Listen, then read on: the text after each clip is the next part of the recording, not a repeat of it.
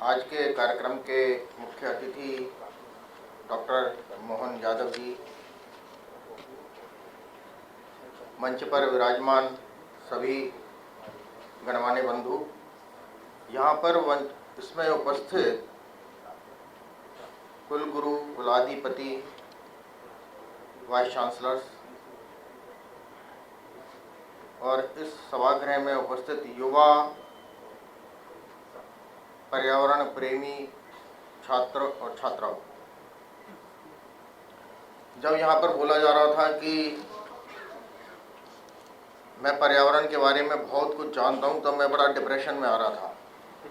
और दूसरी तरफ ये कह रहे थे मार्गदर्शक, कुल गुरु, कुलाधिपति जहाँ पर बैठे हैं उनसे मार्गदर्शन लेना ये और भी संकोच का विषय हो गया।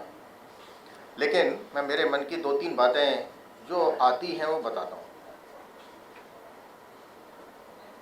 जिस भारत माता की जय शायद हम लोगों में से सब लोग बोलते होंगे, बहुत जोर से भी बोलते होंगे। जिस वंदे मातरम को गाते समय हम सुजलाम सुफलाम शस्य श्यामलाम भारत माता की कल्पना करते होंगे, वो सुजलाम सुफलाम कौन सी भारत माता है कि जहाँ की नदियों का पानी सुजल हो। और जिस भारत के इतिहास को हम पढ़कर ये सुनते थे, कहते थे कि ये देश सोने की चिड़िया और यहाँ पर दूध दही की नदियाँ बहती थी, यानी नदियों में दूध दही बहता था, या यहाँ पर पशुधन इतना था कि जिसके अंदर दूध दही की कमी नहीं थी। क्या ऐसा था? आज का कोई भी नवयुवक ये कह सकता है? वो शायद कहता होगा ये कल्पना की बात है। लेकिन इस बात का चिंतन करना पड़ेगा कि जो देश सोने की चिड़िया, जो देश विश्वगुरु, जिस देश के अंदर इतना धन धान्य हो, वैभव हो, वो देश आज इस बात के लिए कैसे बात करने लगता है कि हमको अपने पर्यावरण को बचाना पड़ेगा। ये एक चिंतन का विषय है। और इसलिए मैं वर्तमान में कुछ बात आप सब लोगों के सामने इसलिए रखना चाहता हूं कि यूएन के अंदर ये प्रस्ताव पारित होता है कि आगे के 10 वर्ष इको सिस्टम रेस्टोरेशन पर लगाना पड़ेगा, यानी पर्यावरणीय संतुलन को बनाने के लिए लगाना पड़ेगा। जो यूएन हर वर्ष के लिए टारगेट तय करता था, वो 10 साल के लिए इस बात को इसलिए कह रहा है कि यदि इसको अभी से शुरू नहीं किया तो इस देश, इस पूरे विश्व के अंदर, सृष्टि के अंदर जीवन मुश्किल हो जाएगा। अब वो किस आधार पर कह रहे होंगे मुझे नहीं पता, लेकिन वर्तमान के कुछ डाटा, चूंकि यहाँ पर सब लोग बैठे हैं।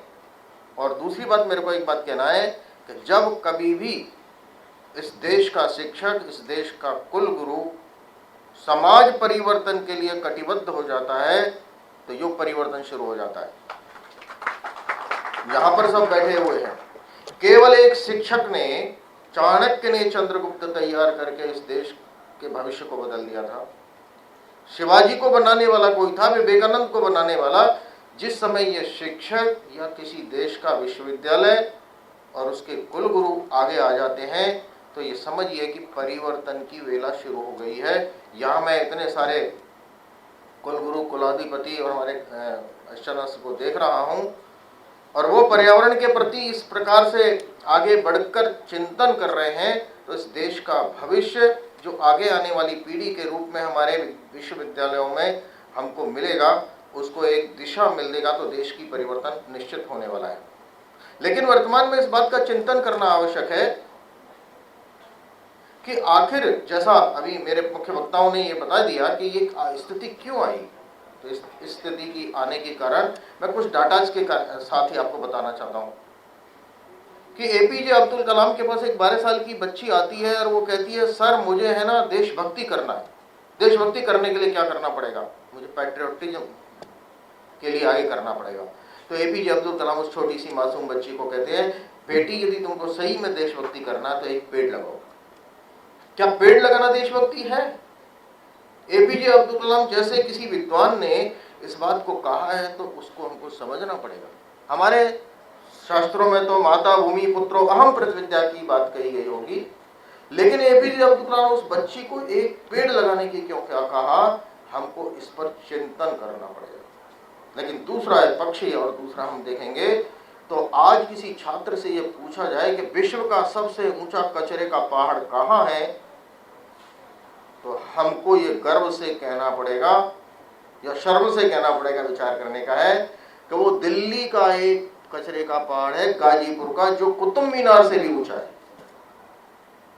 ये कुतुब मीनार से ऊंचा कचरे का पहाड़ का गौरव प्राप्त हमको करना, कितना सीना तान के करने की आवश्यकता है क्या, ये विचार करने की आवश्यकता है कि आखिर ऐसा क्यों हो रहा है। पहले क्यों नहीं था?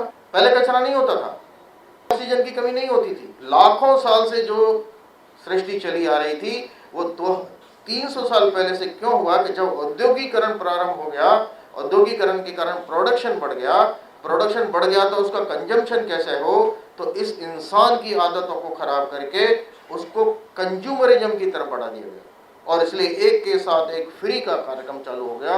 और इसलिए मेरे को जितना चाहिए उससे अधिक, और यहाँ से शोषण शुरू हो गया, और उस शोषण के कारण प्रकृति के प्रति भी देखने का दृष्टिकोण बदल गया। और इसलिए आपकी जानकारी के लिए मैं 2-3 डाटा बताता हूं, केवल पेड़, पानी और पॉलीथीन के बारे में। जिस पेड़ की हम बात कर रहे हैं कि जो हमको ऑक्सीजन देता है, जिस दिन से लगाते हैं अब उसकी मृत्यु तक 200 साल तक, एक इंसान के जीवन में एक पेड़ 24 करोड़ रुपए की ऑक्सीजन देता है। और उसके अलावा जो 38 प्रकार के और प्रोडक्ट देता है, चाहे वो पशु हो, पक्षी हो, इंसान हो, जानवर, छोटे छोटे कीट पतंग हो। लेकिन दुर्भाग्य की बात है कि इस देश में हम सब अपना घर बनाने के लिए उन पक्षियों के घर को उजाड़ देते हैं और उसके बारे में विचार नहीं करते। और इसलिए बहुत सारे हजारों प्रकार के पक्षियों आज विलुप्त हो रहे हैं, क्योंकि हमको अपना घर बनाना है डेवलपमेंट के नाम पर, तो हम हजारों पेड़ों को काटते हैं। और जैसा बताया कि प्रति व्यक्ति 28 पेड़ हैं, होने चाहिए 422, तो पशु पक्षी कहाँ रहेंगे, कहाँ से बायोडायवर्सिटी रहेगी? ये चिंतन का विषय है कि क्या हमको पेड़ के प्रति विचार करना पड़ेगा। और जब पेड़ नहीं होंगे तो ऑक्सीजन नहीं होगी, पेड़ नहीं होंगे तो कार्बन डाइऑक्साइड नहीं जाएगी, पेड़ नहीं होंगे तो ग्रीन हाउस गैसेज बनेंगी, क्लाइमेट चेंज होगा। ये बना हुआ विषय है। प्रश्न ये आता है, मजे की बात मैं आपको बताता हूँ कि ये पूरी जिसको हम पर्यावरण बोल रहे हैं, ये पर्यावरण है क्या? तो ये 5 चीजों को मिलाया गया है, जल, जमीन, जंगल, जानवर और जल। इन सब को मिलाएंगे तब पर्यावरण है। इसमें से कोई भी एक कंपोनेंट कम हो जाएगा तो ये इंसान नहीं, ये सृष्टि ही नहीं रहेगी। और अगर किसी को जानकारी लेना है तो एक छोटा सा वीडियो देख लीजिए कि अगर 5 सेकंड अपने इस एटमॉस्फेयर में से ऑक्सीजन गायब हो जाती है तो क्या होगा, इसकी आप कल्पना करेंगे तो होने के लिए देखने वाला कोई नहीं मिलेगा। केवल 5 सेकंड की ऑक्सीजन की कमी के कारण क्या हो सकता है, उसमें बहुत कुछ बताया गया है, वो अभी हमको बताने की आवश्यकता नहीं, लेकिन विचार करने की आवश्यकता है कि इसको करने वाला कौन। तो आपकी जानकारी के लिए इस पूरी सृष्टि में जो जल, जमीन, जंगल, जानवर, जन है, इसमें जन यानी हम इंसान जिनको कहते हैं, उनकी परसेंटेज है 0.01%। 99.99% पूरी सृष्टि है, लेकिन उस सृष्टि को खत्म करने वाला ये इंसान है जिसने अब तक 84% जंगल को खत्म कर दिया, 54% जानवरों को खत्म कर दिया, पानी 2000 फीट नीचे चला गया। कहाँ गया, किसने लाया? क्या कमी है किसी बात की? लेकिन इस मनुष्य की जीवन शैली, उसके कारण, मनोवृत्ति के कारण वो सब परिवर्तन हुआ। और इसलिए हमको विचार करना पड़ेगा कि हमको 3 बातें करनी पड़ेगी। जन जागरण करना पड़ेगा, जन सहभाग यानी पब्लिक अवेयरनेस, पब्लिक पार्टिसिपेशन करना पड़ेगा, और पब्लिक मूवमेंट बनाना पड़ेगा। जब हम ये 3 बातें करेंगे तब इस मनुष्य के मन में आएगा परिवर्तन के लिए। क्यों आएगा, विचार करने की आवश्यकता है। कि जिस पानी की बात करते हैं, क्या पानी की कमी है? मैं आपको एक तथ्य देता हूं कि पानी की कमी है ही नहीं। लेकिन पानी की कमी ऐसी है कि जिस देहरादून में साल में 6 महीने बरसात बरसती हो, वहां पीने का पानी नहीं होता। जिस चेरापूंजी में 11,000 mm यानी 11 मीटर से 13 मीटर बरसात एक वर्ष में होती है, वहाँ आज पीने का पानी नहीं है, आपकी जानकारी के लिए। लेकिन जहाँ विश्व की सबसे कम बरसात जैसलमेर में होती है, केवल 17.6 सेंटीमीटर। आप सोचिए, 1 फीट तो छोड़िए, आधा फीट से थोड़ा ज्यादा। और उस जैसलमेर के अंदर 12 महीने पीने का पानी रहता है, सब लोग नहाते हैं, एक फसल भी निकालते हैं। ऐसा क्यों? केवल 17 सेंटीमीटर और कहां 11 मीटर। आप सोचिए, पानी की कमी है तो वहां पर पीने का पानी नहीं होना चाहिए। हमने पानी के प्रति देखने का दृष्टिकोण बदल दिया, कंजम्पशन बदल दिया। और इसलिए चिंतन का विषय है कि पानी भगवान इतना देता है कि हम भूखे प्यासे नहीं मर सकते, लेकिन हमारी जीवन शैली ने उसको बदल दिया। अब मैं पॉलीथीन की बात बताता हूं कि अगर इस पृथ्वी को, जिसको मां मानते हैं, उसको प्रतिदिन 1 लाख टन वो प्लास्टिक, जिसको कोई नहीं उठाता, जिसको सिंगल यूज प्लास्टिक बोलते हैं, उसको रोज जमीन पर डालकर हम उसको जहर दे रहे हैं। वो माइक्रो प्लास्टिक जमीन में मिलते हैं, उसके कारण बरसात का पानी भी जमीन में नहीं जाता, वो बहकर नदी में, नालों में जाते हैं, जानवर खाते हैं। हमारी एक प्लास्टिक 4 प्रकार की हत्याओं करने को तैयार होती है। इस जमीन की हत्या होगी। और आपकी जानकारी के लिए बता दूं कि अपने देश में प्रतिदिन 26,000 मैट्रिक टन कचरा निकलता है। आपकी जानकारी के लिए वो लैंडफिल में जाता है, जिसमें से 10,376 टन तो उठता ही नहीं है। केवल 13,000 टन उठाकर लैंडफिल में जाता है। और आपकी जानकारी के लिए, जिस लैंडफिल की बात कर रहे हैं, वहां पर सेग्रीगेशन होता है। आपकी जानकारी के लिए 91% सेग्रीगेशन नहीं होता, केवल 9% सेग्रीगेशन होता है। और इसलिए वहां पर भी कचरे के पहाड़ बन जाते हैं। लेकिन जो 10,000 टन जब जमीन पर रहता है, आपकी जानकारी के लिए, एक साल में समुद्र में 5,80,000 टन प्लास्टिक एक साल के अंदर जाता है। प्रतिदिन लगा लीजिए कितना जाता है, कहां, कौन पैदा करता है वो, ये विचार करने।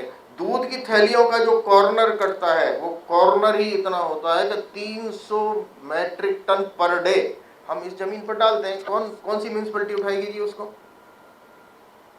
जो केचप वगैरह जो होते हैं, हम ऑयल के छोटे छोटे पाउच है, उसकी कटिंग करते हैं, उसके जो कट पीस है छोटे छोटे, वो कट पीस प्रतिदिन इस धरती पर 1 लाख मैट्रिक टन गिरते हैं। उसको कौन उठाएगा? कौन मशीन उठाएगी? कौन भगवान आके उठाएगा? नहीं उठा सकता। जब जमीन को जहर दे रहे हैं, तो जमीन हमको अन्न कैसे देगी, ये कल्पना करने की आवश्यकता है। और इसलिए ये जो चैलेंज है, ये केवल मनुष्य के लिए नहीं है, हमारे लिए नहीं है, मानवता के लिए नहीं है, ये पूरी सृष्टि को बचाने के लिए है। और इसलिए इकोसिस्टम रिस्टोरेशन की बात चल रही है। और इसके लिए कोई सरकार नहीं कर सकती, कोई कानून नहीं कर सकता, कोई संस्था नहीं कर सकती, इसमें हर व्यक्ति को बदलना पड़ेगा। और इसलिए 3 बातें करनी है। मेरी बात पूरी करता हूँ। 3 बातों के लिए हम सबको कटिबद्ध होना पड़ेगा। और उसमें शिक्षण संस्थानों को, यदि अगली पीढ़ी को हमको करना है, तो उसके लिए 3 बात करना है। सबसे पहले पर्यावरण के प्रति देखने का एटीट्यूड बदलना पड़ेगा, दृष्टिकोण, कि ये भगवान है, ये हमारा जीवन है। जल जीवन क्यों कहा, वायु क्यों हमारे लिए आवश्यक है, ये हम उसको कमोडिटी मानकर जब बात करने लगते हैं, तो फिर हम पैसा देते हैं। क्या प्राकृतिक संसाधन किसी की बपौती हो सकती है? और जो प्राकृतिक संसाधन, आप सोचिए, आप अपना 100 रुपए का नोट निकालें, चौराहे पर उसको फाड़ दीजिए, 6 महीने की जेल की सजा होगी।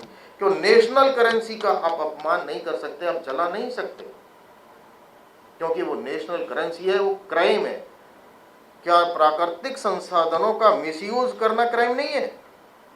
और हम करते हैं, और इस क्राइम को कोई आपको दंड नहीं देगा। भगवान और नेचर उसका बदला 1 मिनट में ले लेती है। कोरोना ने कर दिया। ऑक्सीजन का पता चला तब कि जब एक श्वास के लिए ऑक्सीजन नहीं मिलती है, पैसा फैल, पद फैल, पावर फैल। कहा? प्रकृति इसको कहते हैं। और इसलिए प्रकृति के प्रति देखने का दृष्टिकोण, एटीट्यूड हमको बदलना पड़ेगा।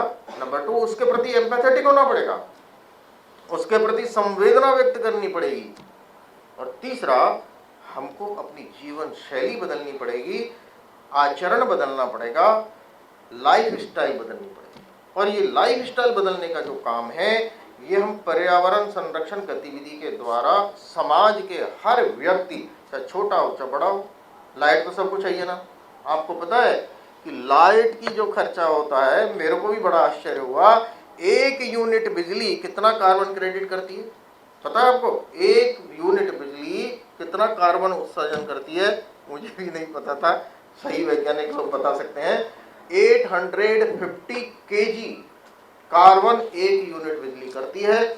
हम अनावश्यक, बिना उसके आवश्यक, हमारा एसी चल रहा है, हमारे लाइट बदल, हमने यदि 1 यूनिट बना ली, बचा ली, ये इंसान बचा सकता है, लॉ नहीं बचा सकता, कानून नहीं बचा सकता। आप सोचिए, ये जो एक A4 साइज पेपर है, ये A4 साइज पेपर का मतलब क्या पता है आपको? इस A4 साइज का मतलब है कि इसके अंदर 10 लीटर पानी है और 0.365 ग्राम लकड़ी है, पेड़ है। और आपकी जानकारी के लिए, इस 1 टन इस पेपर के अंदर 17 पेड़ और 40,000 लीटर पानी है। और ऐसा एक व्यक्ति अपने जीवन में 17 पेड़ यानी 1 टन पेपर यूज करता है, एक व्यक्ति अपना जीवन में, 60 वर्ष की उम्र में एक व्यक्ति, और वो 17 पेड़, 40,000 लीटर पानी, और जो बिजली का खर्चा होता है वो उतना खर्च करता ही है। पैदा होते ही वो 17 पेड़ काटने का जिम्मेदार है। अब आप कहेंगे पेड़ कैसे बचाएंगे? तो हमको पेड़ लगाने भी हैं, पेड़ बचाने का क्या, हम रिसाइकिल पेपर यूज कर सकते हैं। यहाँ सब कुलपति कुलाधिपति बैठे हैं, वो एक आदेश में अपने यहाँ पर होने वाले पेपर का यूज रिसाइकिल पेपर में कर सकते हैं क्या? और यदि रिसाइकिल पेपर में कर लिया, वो एक लाइफ स्टाइल में आ जाएगा। ऐसी छोटी छोटी बातों को हमने बदलना होगा। और इसलिए शिक्षण संस्थाओं से 4 प्रकार की अपेक्षाएं। पहली अपेक्षा यह है कि क्या हमारा कैंपस ग्रीन कैंपस बन सकता है क्या, मतलब 5 तत्वों का वहां पर संतुलन हो सकता है। उसको कहेंगे इकोसिस्टम रेस्टोरेशन। केवल ग्रीनरी को ग्रीन यूनिवर्सिटी नहीं कहेंगे, तो वहां पर पानी है, ऊर्जा है, पांचों conservation, water conservation, land conservation, biodiversity conservation, energy conservation, plant conservation. हम क्या ये 5 C जो है उनका संतुलन कर सकते हैं क्या? उसके आधार पर हम पूरे देश में विश्वविद्यालयों को रेटिंग देने वाले हैं। और इसलिए क्या हमारा कैंपस ग्रीन बन सकता है क्या? क्या हमारे कैंपस में बच्चों को, विद्यार्थियों को, आगे आने वाली पीढ़ी को सेंसिटाइज, उनको सहभाग करने के लिए क्या उनके इको क्लब्स बन सकते हैं क्या? इको क्लब्स को चलाने के लिए वहां कोई ना कोई, अब तो मैंडेटरी भी हो रहा है, NEP के अंदर तो 9 प्रकार की बातें बताई गई हैं। तो हम क्या अपने कैंपस, अपने यूनिवर्सिटी के, कॉलेज के लिए कोई एनवायरनमेंट नोडल ऑफिसर, लेक्चरर के रूप में खड़े कर सकते हैं क्या? तो बच्चों का सहभाग, अगली पीढ़ी के अंदर संस्कार। और तीसरी बात, क्या हमारी कैंपस, कोई भी शिक्षण संस्थान है, उसका मॉरल सोशल रिस्पॉन्सिबिलिटी हो सकती है क्या? क्या हमारी यूनिवर्सिटी है, हम क्या आसपास के गांव, आसपास के पौंड, आसपास के मंदिर, क्या उसके अंदर हम कुछ सेवा का कार्य या कुछ वहाँ की प्रॉब्लम्स का कर सकते हैं? और क्या हमारी यूनिवर्सिटी रिसर्च एंड इनोवेशन का हब बन सकती है क्या? ऐसी 4 क्राइटेरिया को लेकर हम छोटा सा प्रयास शुरू कर रहे हैं। अब तक 75 विश्वविद्यालयों में लगभग 25,000 विद्यार्थियों को हमने ऑनलाइन इस सब अभियान में जोड़ने का प्रयास किया है। जैसे ही ये ऑफलाइन और ग्राउंड पर हमारे विद्यार्थी वगैरह कैंपस में आने लगेंगे, तो इस विषय को और आगे जन जागरण के रूप में हम बढ़ाएंगे, ऐसा लगता है। यहाँ पर बैठे हुए सब लोग कृपया ये ना समझें कि हम किसी के लिए पेड़ लगा रहे हैं, ये ना समझें कि वो पेड़ लगने वाला है मेरी आगे वाली 3 पीढ़ियों के लिए ऑक्सीजन देने वाला है, फल देने वाला है, हजारों लोगों की सेवा करने वाला है। इस मानसिकता के साथ जब हम पर्यावरण को देखेंगे, एटमॉस्फेयर की छोटी छोटी बातों को देखेंगे, तो अपने जीवन में परिवर्तन आना शुरू हो जाएगा। यह शैली जीवन की, हम लाइफस्टाइल को बदलेंगे। आई थिंक केवल हम अपने को नहीं बचाएंगे, केवल मानव को नहीं बचाएंगे, केवल पर्यावरण को नहीं, इस पूरी सृष्टि को बचाएंगे। इतना कहकर मैं मेरा वक्तव्य पूरा करता हूँ। नमस्कार, धन्यवाद।